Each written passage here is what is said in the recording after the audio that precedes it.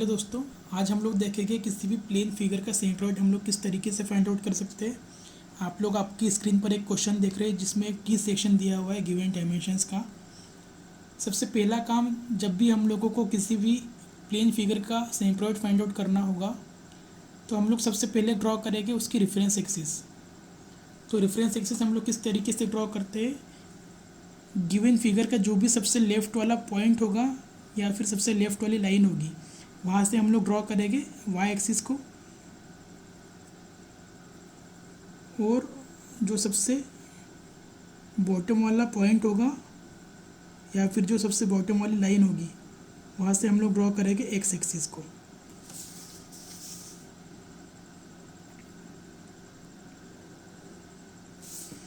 ये हो गई एक्स एक्सिस, ये हो गई वाई एक्सिस। इसके बाद हम लोग क्या करते हैं कि गिवन फिगर को हम लोग ब्रेक करते हैं डिफरेंट फिगर्स में।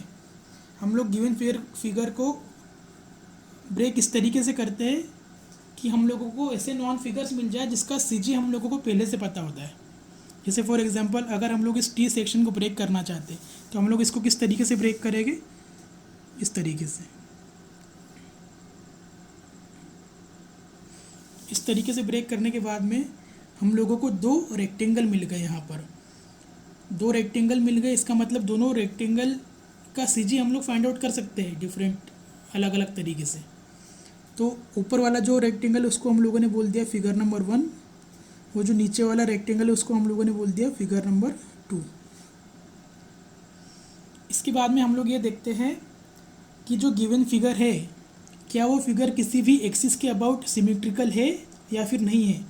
आप लोग यहाँ पर देख सकते हैं कि जो गिवन टी फिगर है वो वर्टिकल एक्सिस के अबाउट सिमेट्रिकल है। सिमेट्रिकल का मतलब ये होता है कि अगर हम लोग इस टी सेक्शन को वर्टिकल एक्सिस के अबाउट फोल्ड करते हैं, इस तरीके से इसको फोल्ड करते हैं, तो क्या हो जाएगा, राइट वाला पोर्शन लेफ़्ट वाले को पूरी तरीके से कवर कर लेगा।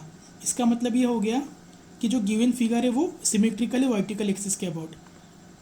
अगर गिवन फिगर सिमेट्रिकल होता है तो जो भी मैक्सिमम हॉरिजॉन्टल डिस्टेंस होगी, अगर वर्टिकल एक्सिस के अबाउट सिमेट्रिकल होगा तो जो भी मैक्सिमम हॉरिजॉन्टल डिस्टेंस होगी उसका हम लोग हाफ कर लेंगे, तो हमारे लिए वैल्यू मिल जाएगी एक्स बार की। X bar is equal to हो जाएगा 150 divided by 2 is equal to 75 mm के इक्वल। सिमिलरली, अगर गिवन फिगर एक्स एक्सिस के अबाउट सिमेट्रिकल होता, मतलब हॉरिजॉन्टल एक्सिस के अबाउट अगर सिमेट्रिकल होता, तो इसका वाई बार हम लोग डायरेक्टली फाइंड आउट कर सकते थे। मतलब अगर ये फिगर 90 डिग्री रोटेट हो जाता तो ये फिगर सिमेट्रिकल हो जाता एक्स एक्सिस के अबाउट, तो इसका जो वाई बार हो जाता वो कितना हो जाता, इसका जो वर्टिकल डिस्टेंस कितना हो जाता, 150 हो जाता। तो 150 का हाफ कितना होता है, 75 mm। तो अगर ये फिगर इस तरीके से ड्रॉ हो जाता,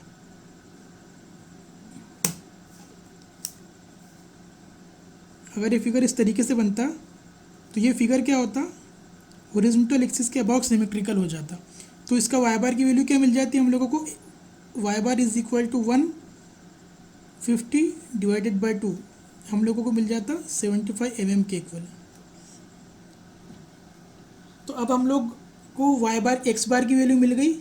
अब हम लोग फाइंड आउट करेंगे कि वाई बार कैसे हम लोग फाइंड आउट कर सकते हैं।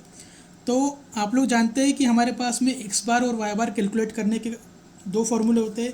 एक्स बार कैलकुलेट करने का फार्मूला होता है a1 x1 plus a2 x2 divided by a1 plus a2। Similarly Y bar calculate करने का एक फार्मूला होता है a1 y1 plus a2 y2 divided by में a1 प्लस a2।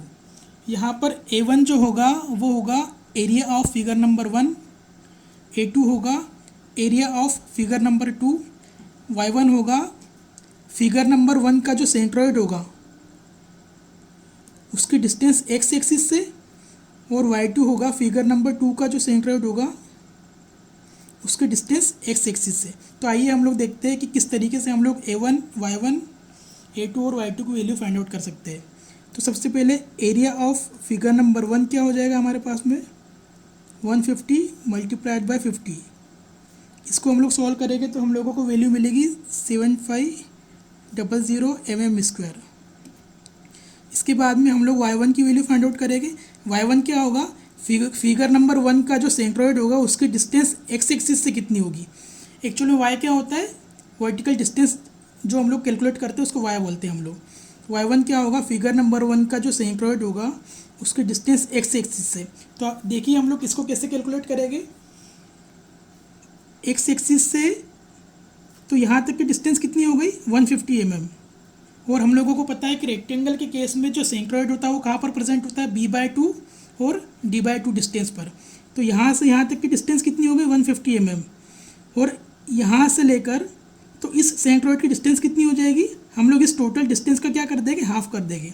तो y1 कितना मिल जाएगा हम लोगों को 150 प्लस 50/2 इज इक्वल टू मिल जाएगा 175 mm के इक्वल। ठीक है, अब हम लोग फाइंड आउट करेंगे A2 का वैल्यू क्या होगा। A2 मतलब कि एरिया ऑफ फिगर नंबर 2, ये हो जाएगा 150 फिगर नंबर 2 का लेंथ और उसका विड्थ कितना होगा 50। ये हो जाएगा 150 multiplied by 50 is equal to हो जाएगा 7500 mm का स्क्वायर। ठीक है, अब हम लोग फाइंड आउट करेंगे y2 कितना होगा। y2 क्या होगा, यहाँ पर फिगर नंबर 2 का जो सेंट्रोइड होगा उसकी डिस्टेंस x एक्सिस से। तो हम लोग जानते हैं कि रेक्टेंगल के केस में जो सेंट्रोइड होता है वो कहाँ पर होता है, b/2 और d/2 डिस्टेंस पर। तो इस सेंट्रोइड की डिस्टेंस x एक्सिस से कितनी होगी, इस टोटल लेंथ का क्या हो जाएगा, हाफ करना पड़ेगा हम लोगों को।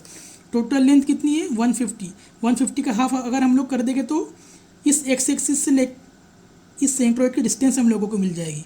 तो क्या हो जाएगा y2 150 divided by 2 is equal to हो जाएगा 75 mm के इक्वल।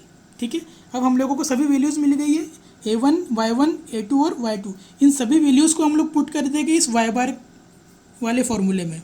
तो क्या हो जाएगा यहाँ पर y bar is equal to a1 कितना मिला है हम लोगों को 7500 मल्टीप्लाइड बाय y1 कितना है 175 प्लस a2 कितना मिला है 7500 मल्टीप्लाइड बाय y2 कितना है 75 divided by a1 plus a2। ये हो जाएगा 7500 प्लस 7500। इस इक्वेशन को हम लोग सॉल्व करेंगे तो हम लोगों को मिल जाएगी y बार की वैल्यू। इसको सॉल्व करने के बाद में y बार की वैल्यू हम लोगों को मिल जाएगी 125 mm। अब अगर हम लोग पूरे ओवरऑल टी सेक्शन का सेंट्रोइड लोकेट कहाँ पर होगा ये देखना चाहते तो कैसे हम लोग देखेंगे, y एक्सिस से पूरे ओवरऑल टी सेक्शन के सेंट्रोइड कहाँ पर प्रेजेंट होगा 75 mm राइट की तरफ। ठीक है, 75 mm राइट की तरफ। तो इस y एक्सिस से 75 mm राइट की तरफ कौन सी लाइन मिल रही है हम लोगों को, ये वाली लाइन मिल रही है। लेकिन इस लाइन के ऊपर सेंट्रोइड कहाँ पर प्रेजेंट होगा वो कैसे हम लोग देखेंगे, इस y बार की वैल्यू से। इस x एक्सिस से सेंट्रोइड की डिस्टेंस कितने ऊपर होगी 125 mm ऊपर की साइड में होगी। तो y एक्सिस से राइट की तरफ 75 mm और x एक्सिस से ऊपर की तरफ 125 mm। तो इस पॉइंट पर कहीं ना कहीं हम लोगों को सेंट्रोइड मिलेगा इस ओवरऑल टी सेक्शन का। ये क्या हो जाएगा, ओवरऑल टी सेक्शन का सेंट्रोइड हम लोगों को यहाँ पर मिल जाएगा। तो कई बार एग्ज़ाम में जब क्वेश्चन पूछे जाते हैं तो आप लोगों को ये भी बोला जाता है कि आप लोग पूरे ओवरऑल टी सेक्शन का सेंट्रोइड कहाँ पर होगा ये मार्क करके बताएं।